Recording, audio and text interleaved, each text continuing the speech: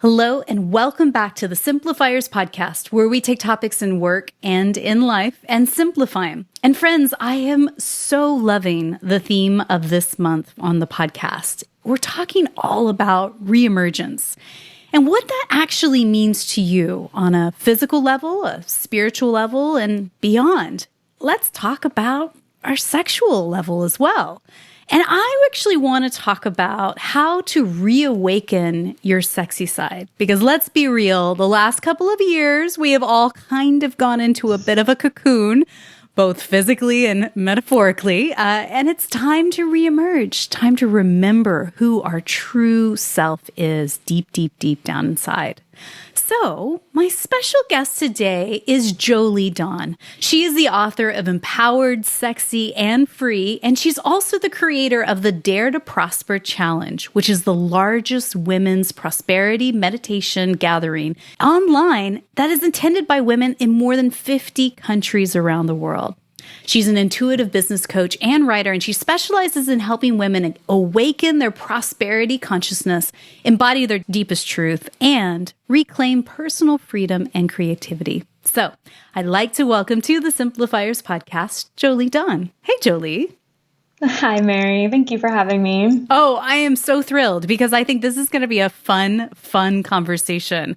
I really want to go deep here.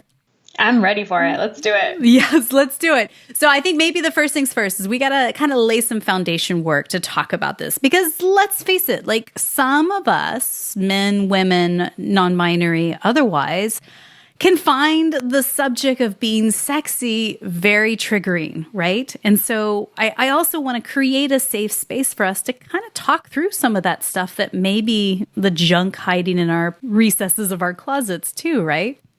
Exactly. I'm here for it. Yeah. So let's start first things first. How would you define sexuality? What is it? And more importantly, what is it definitely not? To me, sexuality is our capacity to feel pleasure and aliveness and that life force energy of creation in the body. And sexuality is definitely not a prescribed set of rules that is one size fits all. It is so unique to your individual desires.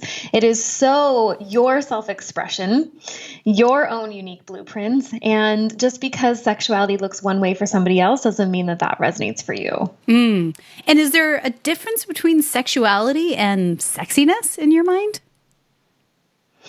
To me, sexuality is the expression of your sex, the expression of that internal desirability and that attraction, that magnetic force.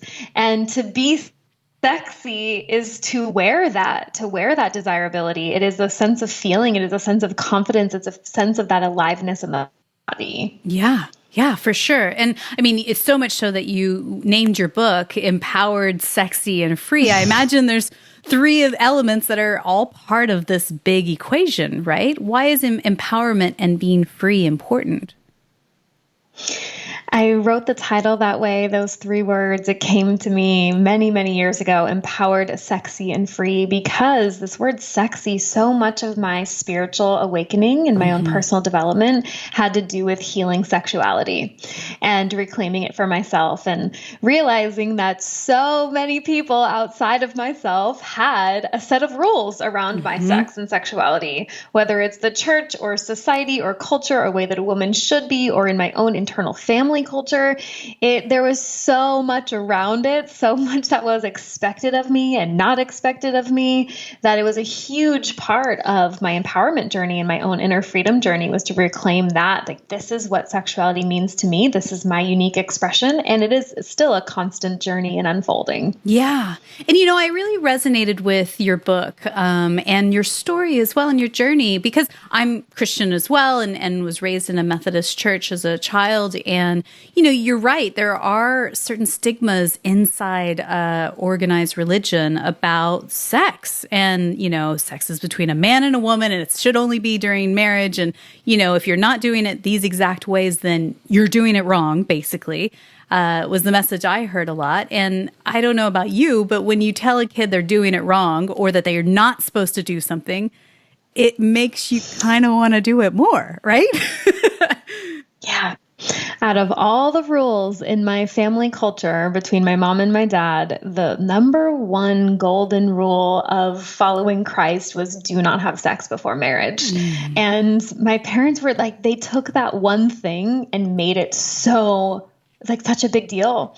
And it became this forbidden fruit, and it became this thing that I rebelled against. And because I was in so much rebellion of that rule, I had a lot of very unsafe things happen in my reality, my world, because I didn't know boundaries. I didn't know what sex was. I didn't have the education. And so just the education of don't do it wasn't sufficient for a very curious, sexually expressed being that I was. Yeah. Probably other kids it works for, but it wasn't a match for me and whatever spirit I came into this body with. Yeah, and I'm sure a lot of those out there listening to us right now can resonate with that to some certain degree, especially in kind of our generation. If you grew up in the 70s or 80s or so, or even the early 90s, you kind of were in a different era. I like to believe that as a parent now, my kids are 11 and 13 at the time of this recording.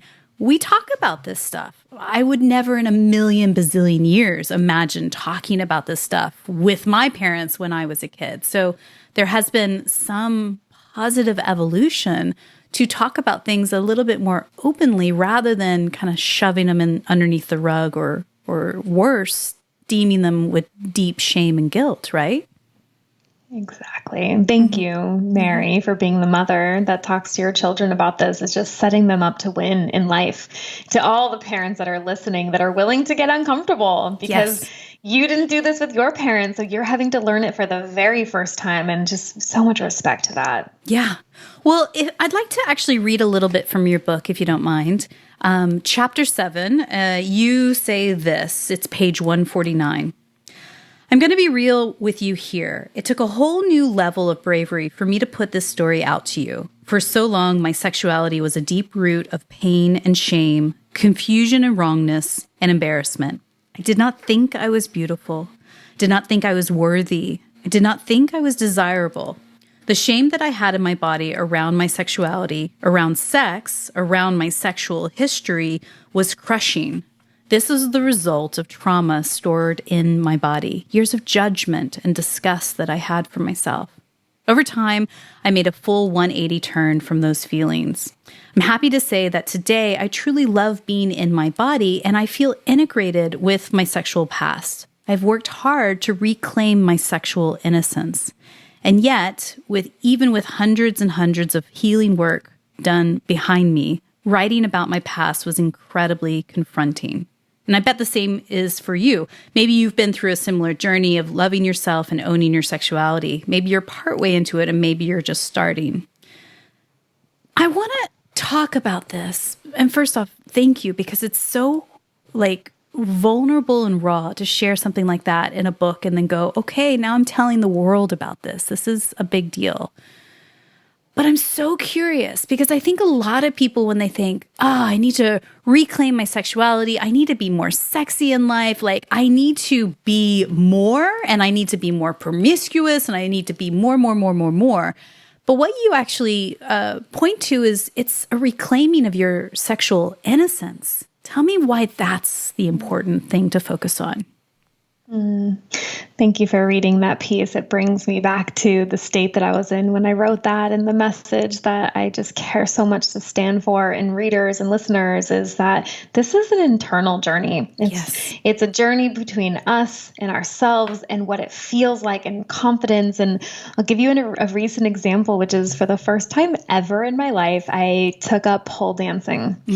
And I had to work through so many feelings of being awkward, and this is not my thing, and oh my gosh, what do I look like? And this dance class that I'm in continually invites you into, it's not about how you look, it's about how you feel, because when you feel sexy, that's what looks sexy. So trying to perform and do a thing for somebody else is often what we've been taught that sex is performance, is display. And the innocence of this is to reclaim your sexual innocence is to know that there is such a purity in your desire to be turned on in relationship with bodies and in life in general, to look around your life and to be turned on for this creation that it is. It takes such a big sense of worth and deserving to say, this is my design. I get to have it exactly the way that I want it. I get to have exactly the sex that I desire, get to have the home and the environment that I desire. And I want to look around my life and feel in my body this joy and this awe of who I've been to create this. Yes. So the innocence of this is we oftentimes think that we're doing something wrong and my body has changed over the years and I'm just not good at this thing. And there's so many judgments we put on ourselves to make this feeling of turn on wrong. So many people struggle with this feeling of not being turned on by their life. Like it's stagnant, it's repetitive, it's oftentimes boring.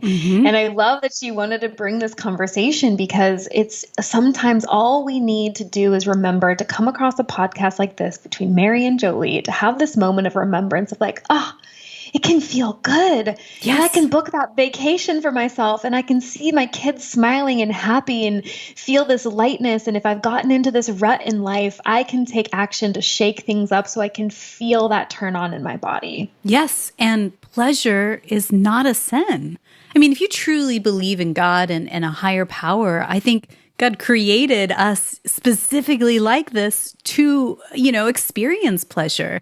And so I think you have to flip it on its head a lot of times because we put up a lot of barriers that keep us from experiencing a whole life, which is full of pleasure and excitement too, right?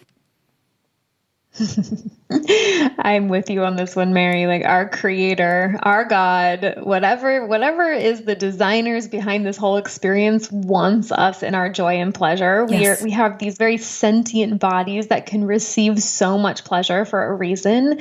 And the innocence is feeling deserving of that and knowing that you are whole and perfect and complete just as you are and not missing anything in order to have to be deserving of love. And that's it, right? So I think that this is where we have to kind of step out of the rat race of life and culture as well. Because I think culture will tell you, either through your Facebook ads or the billboards you see or the media you consume, to say, well, if you just buy this, if you just look like this, if you just make this change or sculpt this part of your body or blah, blah, blah, blah, blah. It's always externally focused to achieve what we're talking about here. And I think what's really important, if you take nothing else away from the conversation today, is about going internal and that acceptance on a true level. And this is the thing, I'm kind of curious what your thoughts are on it, Jolie, because, a lot of people talk about like body positivity these days and self-love and all of that. And that is a big leap for some of us, right? That instead, what if we just got to body neutrality, not shame, not super positive, but just taking a step towards body neutrality. Like this is the body and the vehicle you've been given. And maybe that's a step towards, actually getting to self-love. What are your thoughts there? Oh my gosh, I love this conversation. Body neutrality. Yes. Let us normalize body neutrality and not making it have to be a thing. And I was just scrolling on TikTok and somehow I got served this trend of women getting surgical breast reductions. And I happen to be a woman that's where I have a lot of curve in my body. I've always had very full natural breasts. And then what that did to my psyche to see women surgically removing like what was beautiful, to me, normal size breast, to have this like trend of a really small athletic chest, I just immediately clicked the button, not interested. Like, don't keep showing me this stuff because then I'll start to believe that my body is out of trend. Like there's this ideal standard of what this female body looks like. I don't fit that standard. And so let me get surgically reduced in a way, a perfectly healthy body to fit this ideal and this standard. And if I was really taking on body neutrality, I wouldn't subscribe to those norms. I wouldn't make my body needing to be anything other than she is in her divine perfection. Like this is the shape that she's in. I'm not trying to fit any trend. I'm not trying to fit any standard. This is the unique vehicle that I have. And I think in a world that puts so much emphasis on aesthetic, it's like, let's just get down to the basics. This is the vessel. This is the temple that is the home of my spiritual path right now. I get to be in so much celebration that I have a human body to be able to experience this 3D reality, and to be hyper focused on aesthetic and get so obsessive around the way that it looks and is it perfect and do I fit this norm is, I think, really damaging. Yeah, it can be. And so you talk about in your book, a sexually free woman has 5 distinct characteristics. And I'm just going to rattle them off, and you please go into detail. So the 5 distinct characteristics of a sexually free woman are these. She loves her body. She has healthy boundaries. She honors her no with no need for explanation. She faces her past and seeks healing. And she embodies her unique expression of sexy. Tell me more. I love these sections that you're pulling from the book. Thank you for that. Yes. Yeah, I'll speak on the one with honors her boundaries with no need for explanation. I think that when things in a culture are widely accepted and you are different than that thing, people are like, why are you different? Like being the one person in the friend circle in college that doesn't choose to drink. It's like, what's wrong with you? Did you have alcoholic parents? It's like, actually, no, that's just not what is good for my body. And I feel like, especially as women, just speaking to the ladies out there in this, there's been so much programming and just unconscious, subtle messaging around like we give our body as our offering, and we the pressure that we feel to give this body to somebody else. And so honoring the boundaries with no explanation is like, I'm in a season of, this is what's true for me. I'm in a season of celibacy. I'm in a season of having more casual sex. Whatever that is for you doesn't need an explanation from somebody else if it is your truth. And that is such a drop the mic moment to really integrate. No does not need a further explanation. And I think I can only speak for myself. I remember when I was a teenager and in my 20s, and I started to develop curves and all of a sudden develop eyeballs on me, attention that not always was warranted or wanted. I didn't know what to do with it. And so I think when you mix that with a people pleaser mentality, sometimes saying no is really hard. I remember that being very challenging for me in regards to sexiness and, forwarding off advances that I just didn't want. So I would just go with the flow and whatever. But I think it is so true. And I think that your body is listening to you when you say yes, but you actually mean no. It builds up this distrust between your spirit and your body too, right? Oh my gosh, yes. The personal trust you have with yourself is, am I going to protect you? Yes. Am I going to honor that no? Because I'm the only one that can. This is the one thing that I do have complete sovereignty and power of in this lifetime is myself and this body. So one thing that I know that I can express clear boundary. I can't control somebody outside of me, but I can with this body. Yeah. And after a 5-year end of 3 long-term relationships, it took me truly an entire year of being single to repair that trust in myself, because there were so many times I said yes when I meant no, just wanting to be caretaker, wanting to show up, wanting to give of myself. And I'm just coming off that year-long experience of traveling and being selfish with my time and doing exactly what I want to do. And I can start to just now feel like really strong in myself and really sovereign and really trustworthy that I will protect my energy and protect myself. I definitely have the pleaser codes in me of just like really somewhere deep down there my inner little girl believes that she needs to do something and perform to receive love. Yes. And that's not a good pattern to show up in relationships because you can end up very depleted. Yeah. And the key word you said there was sovereignty, which basically means, you have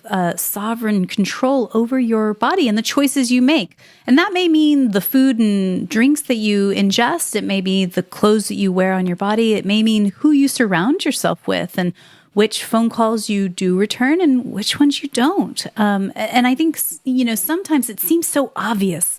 especially when we talk about it in sort of a third person, like, people should be more aware of their sovereignty. But then we forget it when it comes to us, right? I love this word, sovereignty, and what that means as a practice. And we all get to be so graceful with ourselves as we're not going to get it perfect all of the time.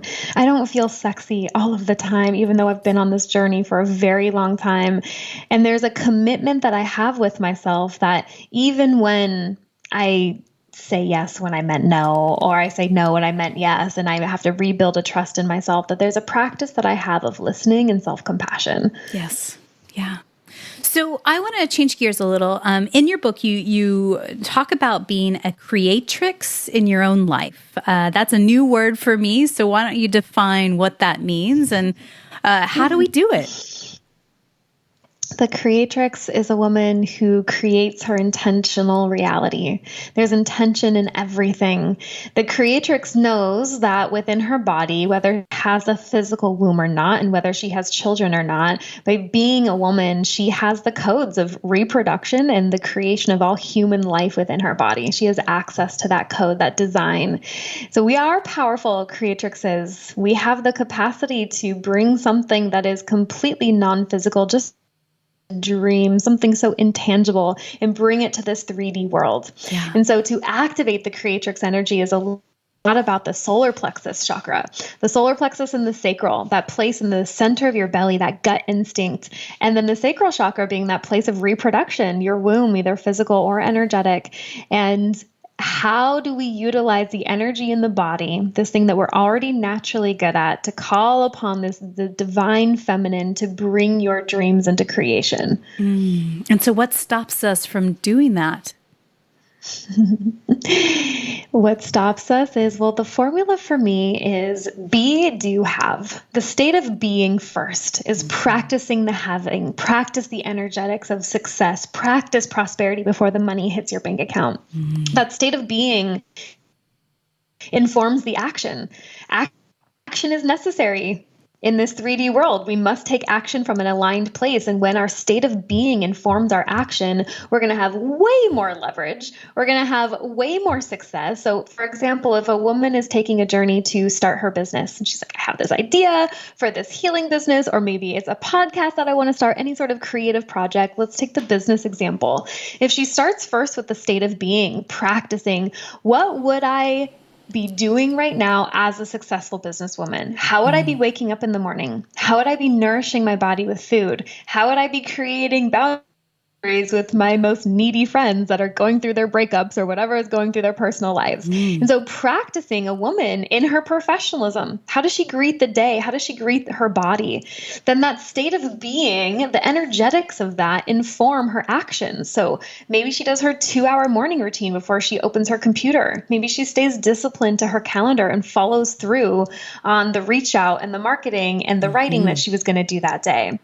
I had to have a massive breakthrough in my relationship with discipline to get to where I am as a business owner, because I was in so much rebellion to work. I was in so much all I wanted was my free time, and I wanted to lay on the beach, and I wanted to travel, and I couldn't find that gritty nature within me that would do the thing and do the work and push through the moments of discomfort in order to have the results. And so the action then informs the having. So it's be, do, and then have. And we only get to experience the having after we've put in something for it. And that's the way that the formula works, because anything worth having in this life takes a bit of effort. That's how this whole thing works. And to receive things without the effort is not quite the juice. To make it to the top of the mountain, being lifted there by a ski lift, although convenient, is so much different than having climbed that mountain yourself. 100%. And journey versus destination, it's all the things. I just wonder sometimes in the real world that we are all in, we get triggered though. It's all well and good, and we're headed down. We know where we're headed, and we're going down the journey, and we feel like we're building momentum. And then someone or something totally triggers us, right? So tell me, what are the 4 things to consider when we do get triggered that's going to help us deflect it, but also, more importantly, recover fast so we get back on track? I know this can be like annoying spiritual advice when you're in a trigger, but there is always, always, always a gift, especially when it's extremely uncomfortable. And our willingness to find the gift quickly will inevitably reduce the pain. So, for example, I was holding space for a friend the other day. She got a surprise $20,000 tax bill. And there's nothing quite like the dysregulation of a surprise tax bill because it is very real and it is money that you must pay. And either you set that money aside or you didn't. Yes. And she was having this moment of like, my numbers are disorganized and like just how hard she was being on herself and how dysregulated she felt. And the advice that I gave her was like, there is still a scarcity wound here. There is still this feeling deep within you of like, where did I mess this up? And where am I not enough? And let's remove all of the story about how wrong you are, and let's look at a creative solution. Because what tends to happen specifically with scarcity is as scarcity increases, creativity decreases. Yes. And that's true with a lot of things. As fear increases, our peace decreases in the body. So I said, without any of the story about how wrong you are or disorganized or whatever, about any of that story, what's true is a $20,000 tax bill. Now, if we get creative, can we reduce that tax bill? What's the payment plan? Like, let's come up with a solution that works, because robbing your joy and robbing your energy isn't actually going to bring us to the outcome of the solution that we desire. Right. And when that happens, if you get sucked down into it for too long, your spirit, your energy, your just changes, and how you show up in the world changes. And so it's almost a double-edged sword. Like, you show up contracted and, defeated or deflated, and other people see that and they go, I'm just going to leave her alone. I'm not going to bother her, or I'm not going to ask her about, being part of this opportunity or doing this thing with me or working on a collaboration. And then it sort of serves itself, right? It's just like, so it is a matter of recovering as fast as possible, not, ignoring it or pretending like it doesn't exist, but working through the process of acknowledging it, feeling it, and choosing a new thought, right? Yeah. And there are some times where we can be logical and think our way through it. Like, okay, here's the strategy and here's the plan. And there's some times where the logical strategy doesn't actually make the body feel better. And we have to stop and emotionally process and move our body and burn and sweat or give it to the earth or have a little rage expression to move it from the body. Because sometimes thinking it the way through can be like, okay, I can be rational about this. I'm going to move on. And then there's those times where it's like truly an emotion that lives in the body that can only be shaken up through moving and processing through it. Yeah. And that reminds me of a conversation I had recently with Serena Hicks. She talks all about big, happy money, and she helps people move through their money blocks. 100%. And you even, you talk about kind of different journaling exercises you can do if you find you are hitting up against a block when it comes to money issues, like writing a letter to money and what you want to declare as a new relationship with it. And also writing a letter from money back to you. Like, what does money need to tell you? Because I think there might be some blinders on it that where you keep coming up against the same challenge, the same situation or scenario, but different times. It's because it hasn't been processed. It hasn't been healed. It hasn't been declared, has it? Mary, one of the things I look back on my spiritual development journey and what a seeker I've been, and one of the things I feel most grateful that I did for myself was facilitate a prosperity awakening, because I came from a really rough background with money and lots of poverty, scarcity codes, and you're a noble person if you just have barely enough. So it took me a very long time to see myself deserving, but the life that I live because of the prosperity that's around me. And it's so much more than just my bank account. I make great money. I'm great with money. I'm a great investor, but it's so much about the practice and the feeling of enoughness in the world that will tell us you never have enough. And to feel like to be able to receive, because I'm living on this property in the island of Kauai on acres of the most lush land you can imagine, a 500-acre nature reserve behind my house with waterfalls. It's paradise. Yeah. And I still notice the mind's tendency to make this the new norm and just get used to it. Like what would be a vacation of a lifetime to somebody to be in this estate starts to become your day to day, and you start to miss things. And I'm in commitment with myself to not miss this. Like this is a very special experience that I'm having. Receive this prosperity that has landed.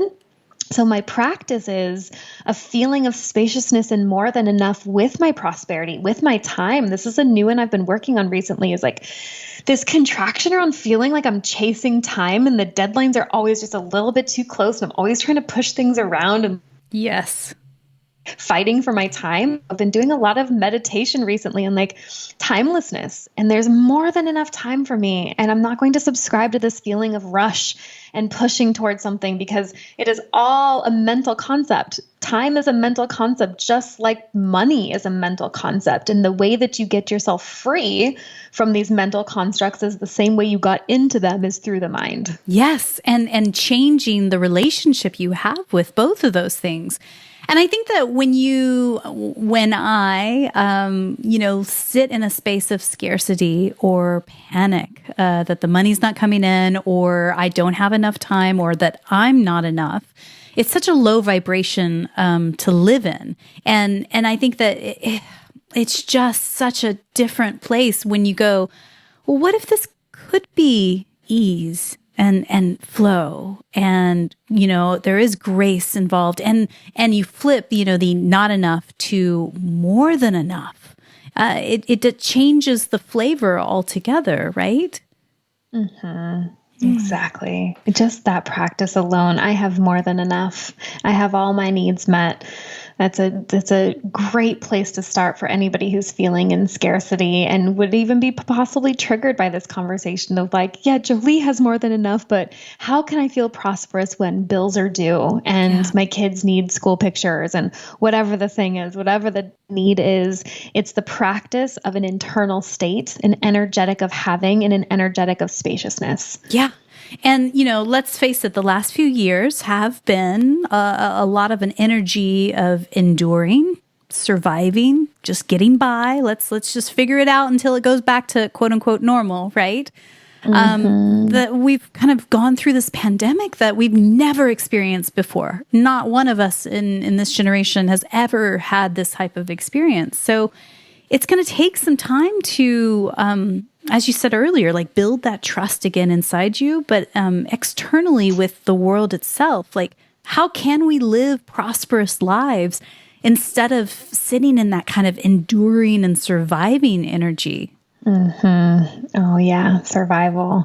Just one more week of mandates and not travel and all of the things. It's a lot of people. What was a source of love in their lives and connection, which is such a huge part of the human happiness experience, was drastically altered overnight. The ways that people and communities connected and the world as we knew it changed hugely. Like you said, it's historic. And there's a healing that gets to happen. And the inner little girl or inner little boy inside of us, that all they want to do is have fun with their friends and be free. And it's felt like a lockdown after a lockdown and a no after a no and all kinds of new rules. I would just invite anybody who's still feeling the aftermath of that to be so gentle with yourself and to know that that still requires healing and space to bring back the love and connection that once was there. Yeah. And, I'm thinking about later this week, I'm headed down to South by Southwest, a massive conference in Austin, Texas. I'm speaking at it this year. And, I haven't been to a massive conference since 2019. And so for part of me, I'm totally excited. I can't wait to get around lots and lots of people. And there's still also a part of me that's like, ooh, lots and lots of people. I'm not sure if I'm completely ready for it. But what I hear and what you're saying is grace. It's baby steps. It's slowly, the reawakening of yourself is a slow process. But to be open to allow it, right? And it's such a perfect example of having a commitment to yourself in the environment of there's going to be undoubtedly big demands on my energy, lots Yes. of very enticing and compelling invites. And Yes. my commitment is to myself through this entire experience. My commitment is to myself and to be so fine tuned to the subtleties of my yes. That is my commitment for this event. Yeah. So I want to take a kind of a left turn here and go a little bit deep with you. You talk about this concept called sex magic in your book. Now, how do we begin to unlock this super powerful energy and how we show up in our work and in our lives? Thank you for giving me the opportunity to speak on this. I am so turned on by this subject. And you're the first podcast host that's ever asked me. So I feel joy of being able to speak on this right now because it's been a huge part of my success journey. So if we go back to this formula that I talked about, be, do, have, this state of being the foundation of everything. And if we could get to know our state of being, if we are turned on and connected to the huge superpower of the body, which is the state of orgasm, and how open the body is, every single cell and gland and receptor. I mean, that is a huge activation for the body to be in the state of orgasm. And what's actually happening in the brain at that state is a high malleability and flexibility. And so getting connected to these big goals. And so the way that I would do sex magic is in my self-pleasure practice, bringing myself to really big states of pleasure and heightened orgasmic states, and to be thinking about and to invite in my big goals. So whatever current launch that I'm working on, and this isn't every time, this is in very specific rituals that I have dedicated to. This is what I want to feel around this launch. I want to feel expanded. I want to feel turned on. I want to feel sexy. I want to feel like I've just got it. I want to feel pure confidence. And I would take that intention into a self-pleasure practice and bring it into my orgasmic practice so I could invite it into my body, feel it land in my body. This is one of these great mindset hacks, because what maybe once felt like overwhelming and deadline and rushing and just another launch and all of the tasks and to-do lists, I invite that into a pleasure practice, and all of a sudden my body now relates to it differently. Now it's fun. Now it's a game that I'm playing. Now I'm the creator of the rules and this is my domain. And so you can do this in partnership. My recommendation is, if you're doing this with your partner, that they know about it, that this is something that is consensual, that you will be thinking about this thing or this project or this creative pursuit while using this sexual energy in your body. Yeah. And, who doesn't love an orgasm? Let's just say that. It's a wonderful gift that your body is giving you. And I just love this idea so much, because I think the times where I have felt mentally or creatively blocked, this is the exact energy to interject into it to shake things up, right? Exactly. It's exactly that, to shake things up. If you're feeling dry and depleted and parched in your creativity, if you really do an intentional ritual, it's I'm going to juice this body up. I'm going to get activated and alive, and I'm going to tap into that central nervous channel of my Kundalini energy, my life force energy, that which shoots up my spine and brings life force to my body, Shakti, we can call it even. And taking that with your creative projects. I'm not the creator of sex magic. I have my own ways in doing it. I'm not even the creator of that word. I'm not sure where that word came from, but there's a lot of magic to be harnessed from our sexual superpowers. Yes. And even on the flip side, if you've been feeling depleted and neglected, or a feeling of unworthiness, you've got a big dream, but you're I don't know, am I qualified enough? Am I doing enough? Am I, in the right place enough? This is also bringing that energy back to home, and you're the home. And I love this so much. I hope that anybody that's listening to us today is inspired. The pleasure isn't a quickie. It's something that you take time and feel in all parts of your body, through your breathing, your touch, your taste, your smell, all the things that it does bring you a sense of wholeness and pleasure on a deeper level. Bringing all the five senses. Exactly, Mary. Yeah. Well, if this is enticing and intriguing you, I highly recommend check out Jolie's book. It's called Empowered, Sexy, and Free.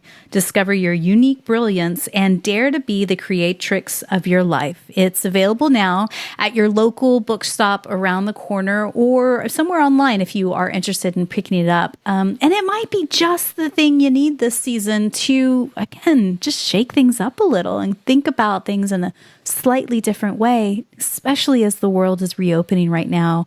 And more importantly, now that you are reemerging as well. So Jolie, I have a few questions to ask you as we wrap up that I like to ask everyone. And again, thank you so much for your time today. Thank you. So my first question for you is this. Tell me, what's one book or blog that you're reading these days that's either inspiring you or poking holes and challenging your belief system?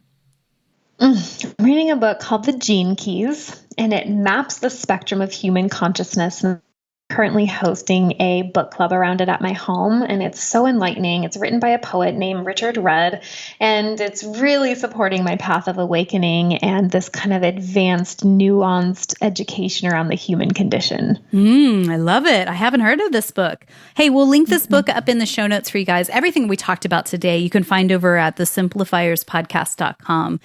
So yeah, if you guys are curious about that, you can find it there.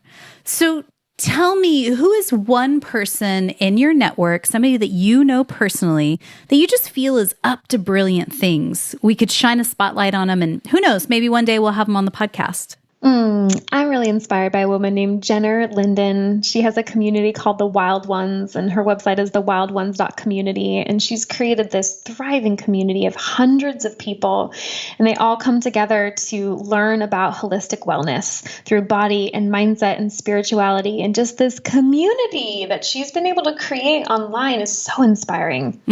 I love it. Well, we will link her in the show notes as well. So tell me, I believe gratitude and simplicity go hand in hand. Tell me, what's one thing you're grateful for today? I feel really grateful to live this life and to be a guest on this island of Kauai and to be living this winter that I'm living with the sun shining and free diving and swimming with the whales. I'm just so immersed in nature in an all new way, and it's just fueling me greatly at this time in my life. So beautiful.